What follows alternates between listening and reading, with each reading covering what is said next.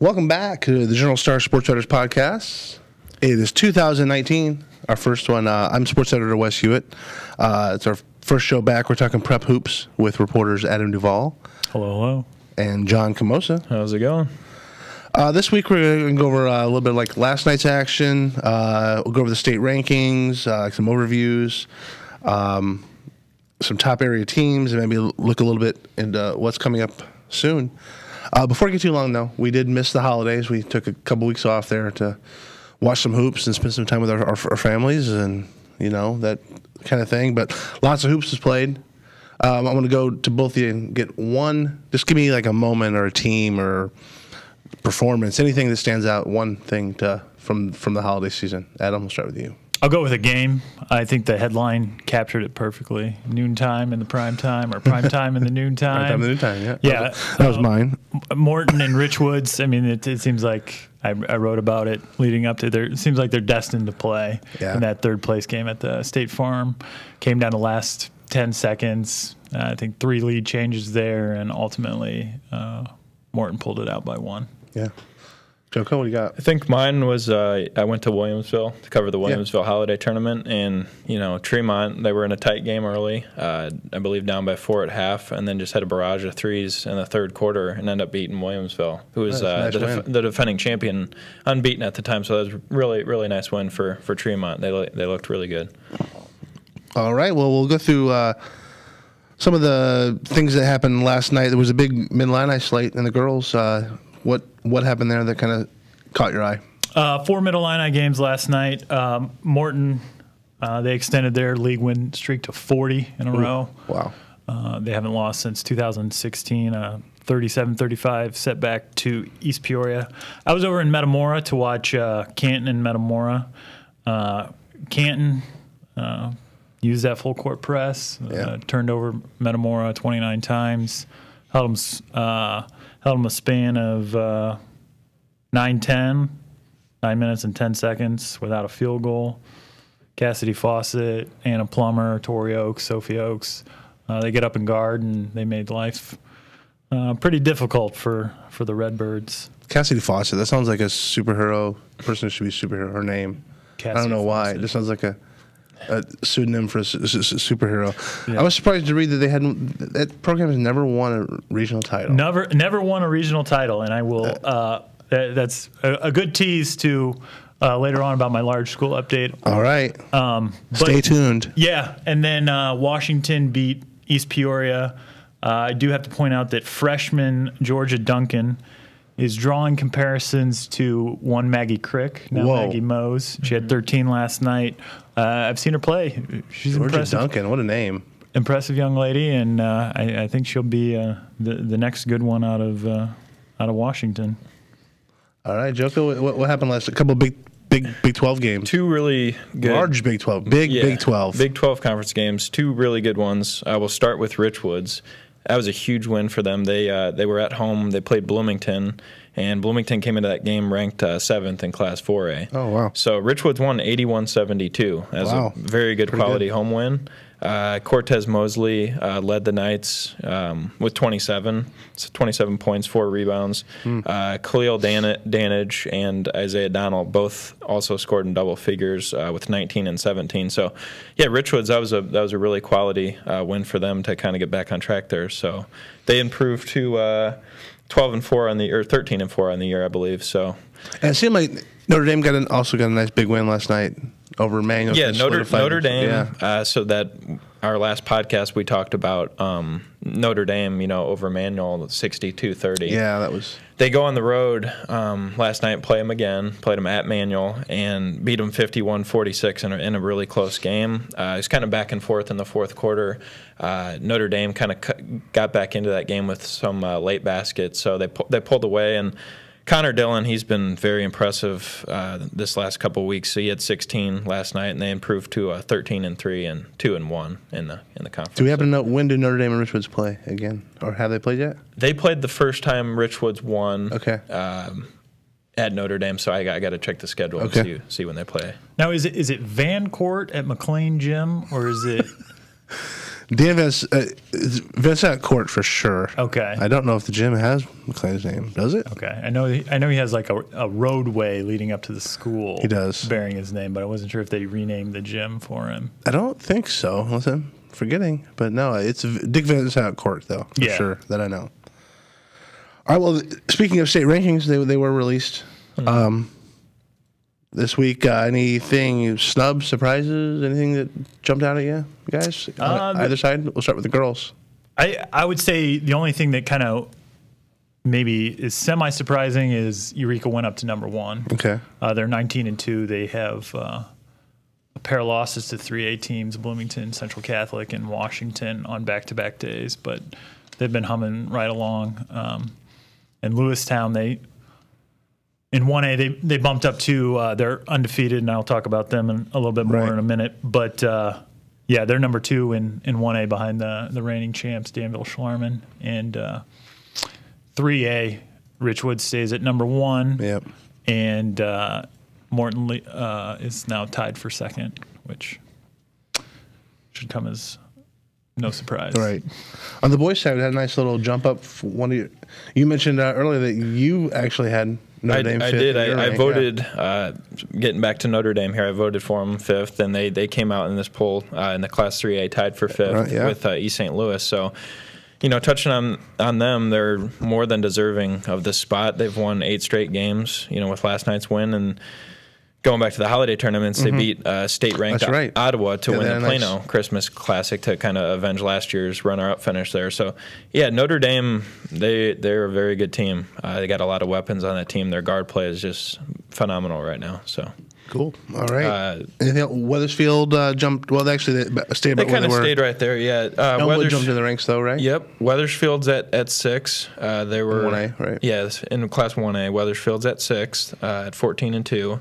And then Elmwood is 12-2. They got the 10th spot. So Elmwood kind of coming off that an ICAC win, and then they won the Princeville Holiday Tournament too. So Elmwood, that's a nice jump for them. They've been playing some good basketball. So Joko, I don't mean to put you on the spot, but did Brimfield drop out of the ICAC tournament? I noticed they're not. Yeah, Brimfield's not in the ICAC this year. So they're not in the boys' side, or the boys' side they weren't in there. I'm not sure about the girls. That's interesting because I remember. The girls are. Wow. Okay. But the girls don't have a conference tournament, so to speak. I see. Yeah. Yeah, because the boys always played in 2, right? Mm-hmm. And so that was, I think, they must have shed one of those. Yeah. It was probably a way to get them a different tournament because they would have to count it. They probably figured, hey, we'd rather go somewhere else with a little. That's just speculation on my part. But. So they'll have those games going on this weekend, and then Brimfield's going to play Eureka, so they'll have a tough game there. All right, we'll move on to updates. I kind of just want to go over a few top teams, who's doing what. Like, we'll start with, we'll go smalls and then we'll go big. So we'll go with some small girls. What are a couple teams who are... I mentioned them before. They're now number 2 in Class 1A, Lewistown. They're 21-0. They're coming off a double-digit victory over 4A Quincy last night at the Camp Point Central tournament. I talked to... Greg Bennett last week for my notes. He said there's a target on our back now because of how well they've done, and that couldn't be any more true. Anna Hefferon has been steady, consistent. Sydney Schaefer, another player that's really filled a nice role. An interesting tidbit about Lewistown, they're averaging close to around 70 points a game, and Greg Bennett received anonymous fan mail. Oh, I saw that. And he posted it on Twitter, and this is what the fan mail said. When will you ever learn? Quit running up the scores. Other schools dislike you and your team. Respect other teams. Duh. I will say that I know Greg. I covered it. He was the coach when I covered small schools, girls hoops, and they're I like Greg, but he's pretty straightforward guy. So there are plenty of reasons to dislike Greg Bennett, except for that. Right. But no, in the nicest way possible is what I mean. Yeah, I mean they have a system, they have a way of doing things, and I've never known Greg Bennett or anybody at Lewiston to be malicious in the way that they play hard and they play well, and they have great athletes out Absolutely. there, too. And the only thing that I'll say is the four games in 4 days over at the Beardstown tournament over holiday, they won it there. But, I mean, they put teams away the first quarter and able to rest their stars because, as coaches know, it's a grind. Four games in 4 days, right? Getting on the bus and, out of your routine and everything. So, that's but, kudos to Lewistown. 21-0. I've never understood the running up the score argument. I've always said stop. There's one thing to keep your starters in, but are you supposed to tell your 7th through 12th girls off the bench to stop playing hard? It goes back to the running clock too for the fourth quarter. Right. So, but that's all right. Anyone else in the small girls? Or well, yeah, Eureka. Yeah, sure. Yeah, Eureka's number 1. They have Lexington in an HOI game, and then they play 3A East Peoria in a non-conference game before they have the HOI McLean County tournament. It'll be hosted over at Eureka College as well as the Shirk Center. Hornets are humming. They have Courtney Heffern, who's going to ICC to play both basketball and volleyball. Lauren Osmus, Natalie Anderson. I'm expecting them to be at Redbird. Well, Joko, small side? We'll touch on, the area rankings. DMAC was the 1 team, and then the 3 is Tremont. So those 2 teams have kind of break that down. DMAC, they finished 3rd in that Williamsville tournament and then followed it up with a big win over Farmington at the Sandburg Shootout last Saturday. So that was big for them. And then last night, went over Fisher. So they're 15-3 on the year. And with Tremont, they bounced back last night and got a 72-66 HOI conference win over Leroy, so that was big for them. That comes after dropping 2 games to Gibson City, Melvin Sibley, and Wethersfield, who are both state ranked. Sure, yeah. So those are tough games. So and they were in those games. They lost to Wethersfield by a buzzer beater, and Gibson City kind of pulled away in that game, but. Yeah, Tremont and DMAC, two teams to really keep an eye on. They've been playing. And they play, right? They play this Friday, so it'll be at Route Tremont. 9 rivalry. It'll be a very big game. Nice. All right, let's move on. Josh Herman's. Yeah. Josh. Oh, Josh Herman. Former part-timer, Tremont native. Yeah, Tremont's got a lot of weapons over there, and then Levi Shurman, a lot of different guys. So that'll be a hard-fought game. Excellent. Move on to the big side for the girls. Yeah, you mentioned Canton. I saw Canton last night. They're now in sole possession of 2nd place in the Middle Line at 5-2. Because we talked about that last time, like which team is going to jump up and fill that power vacuum behind Morton and be someone to challenge for a regional title, perhaps. Yeah, and they don't. In December they celebrated their 42nd season of girls basketball. In those 42 years, they have 0 regional titles. Wow, that's surprising. Really is. Last year, they lost in double overtime to Quincy Notre Dame. Jessica Jones, formerly Jessica Thumb, she was a player. And in my story today, I'll just read a quote she had. To think about the teams that we've had in years past, to think that we've never won one is almost a little unbelievable. Yeah. And that is, yeah. So 42 years and no regional titles, and they want to be the team. They want to be one of those 4 teams that's lacing them up come late February playing at the IVC sectional. All right. Anyone else there on the big side? Or? Yeah, I mean, I would be remiss if I didn't mention Richwoods, still number 1 in 3A. They wanted, they talked about that undefeated season, but they lost to Rock Island and Bree Beal, who just had a great game, and then that 3rd place game to Morton, and then they took it out on Bloomington, 82-36. And then one of the key matchups, they do play Canton coming up, but one of the key matchups will be Normal Community, Class 4A team that receive votes in the poll. Canton's got to play both those teams, right? Yeah. Richwoods and Morton, right? Yeah, they play Morton, Richwoods, Morton, Peoria High. Wow. So. Oof. All right. Joko, what do we got over in the bigs? On the big school, obviously you touched on Notre Dame, so we'll get back to Manual there, who they played. Manual, despite dropping that game, they just had the last week they had wins over Metamora and Washington. So beating Metamora at home, that was really big for them, especially how deep Metamora is. So, Manual sitting at 7-6 right now, so they'll bounce back from that. And then the other one I wanted to touch on, they're receiving votes in 3A, and their second in the area rankings is Morton. They're 13-5 right now, still 4-0 or 5-0. Excuse me. Yeah, they had that big one over Rock Island. And that's the thing. They did drop a game last night to Galesburg by 2 in a close one. But Rock Island, last Friday they beat them 69-45 in the Moline shootout, and that grabbed a lot of people's attention. Because Rock Island was coming off the State Farm win. Yeah, they won the large school division there in overtime, I think. They won the large school division, so for Morton to handle them like that was a great win. They have Rock Island has a Bradley recruit, right? Yeah, and he was held to like 2 points in the second half, I think, I believe so. Something like that. Yeah. Or first half. Price? Yeah. Jameer Price. Jameer. All right, well, let's swing over to looking ahead. What's going to be coming down the pipe here this weekend, or maybe early next week on the girls' side? Well, I'll first plug my notes column that'll be online. Maybe it's online right now or later. Go. We'll watch this and then go read. Yeah.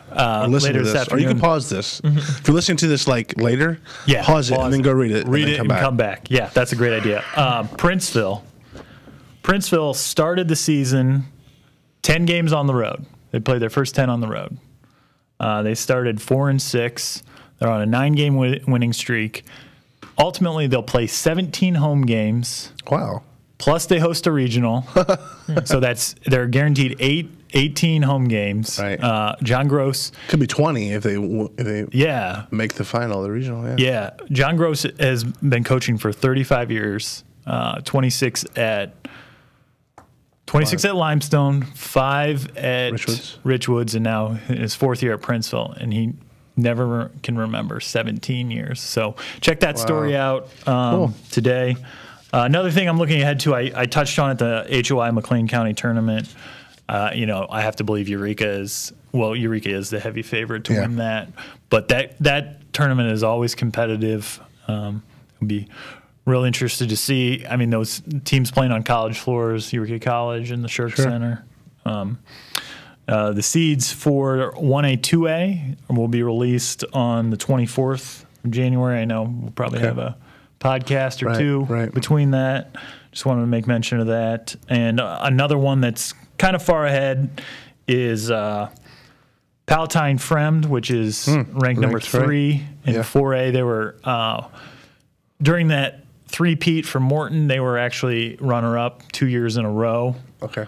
They're currently ranked number 3 in 4A, and they'll play Morton at ICC on February 2nd. So that's one. Is that part of a shootout or something? Yeah, like just a one-day type shootout thing. So it's kind of a long way off, but something to look forward to.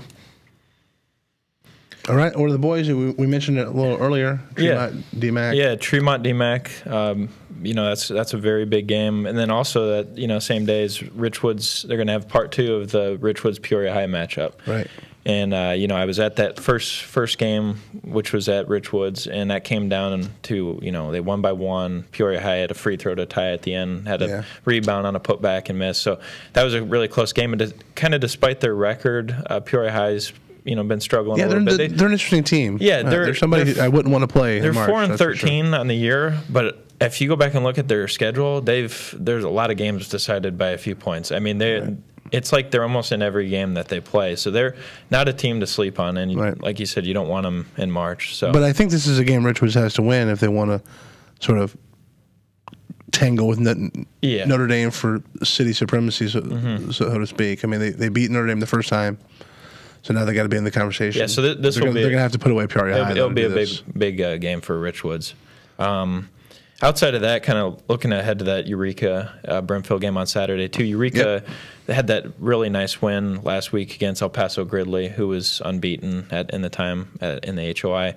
And then down the road, later in February, Eureka plays GCMSS. Okay. Or GCMS. Yeah, GCMS, Gibson City, Melvin Sibley. That's it. But where are the hyphens? Yeah. Gibson City, Between City and Melvin, and between Melvin and Sibley. Yeah. There's 2 hyphens. And that Eureka team, you're good. That Eureka team, Keegan Zimmerman's been putting up some really big numbers, so he's kind of leading the way for them. And an interesting little tidbit on that, on that GCMS team, 13 of their 16 guys played on that state championship football team. Oh, wow. And they haven't lost since those guys have returned from that football game. So the only 2 losses they had were at the beginning of the year. So they've won since, and they're ranked in class 2A, tied for 5th. So it's going to be 2 big games for Eureka. Their schedule kind of beefs up in the HOI. So outside of that, another thing is the Tri-County Conference Tournament. Okay. You got Roanoke Benson over there, Ottawa, Peoria Christian. So that'll be an interesting tournament. So yeah, we're getting that 93rd edition. 93rd edition. Wow, is that the one with the free throw contest? Yep. Mm-hmm. Nice. So that's always a fun tournament. Kind of go either way, honestly. Yeah. All right. Well, one last little feature we're gonna have here. I'm gonna throw some this or that at our guys here. I'm gonna throw 2 teams at them, and you don't have to tell me why. I want you to pick which of these teams, as of right now, is going to be the last one standing. Okay. They don't necessarily have to beat each other. Okay. They're going to be from the same class. Mm-hmm. And like I said, it doesn't mean that they're a better team right now. Mm-hmm. It doesn't mean that they're ranked high. You might even have them split different spots in the ranks. But, all right. I'm going to go 1A girls, Lewiston or Illini Bluffs? Lewistown. All right, Joko, 1A, Weathersfield or Elmwood? Weathersfield. All right, we'll stay with Joko, where the boys side, 3A. Mm-hmm. Notre Dame or Richwoods? I'm going to say Notre Dame. All right, Duvie knows what's coming. Morton or Richwoods, Duvie? As of right now, who's standing at the end? Richwoods. All right. Well, with that resounding Richwoods, we will wrap it up for this week. We'll be back next week. Going to try to be here every week through March Madness. Mm-hmm. Keep you up to date with what's going on, what's coming, our coverage, stories, the players, everything. For Adam Duvall and John Komosa, I am sports editor Wes Huett saying goodbye.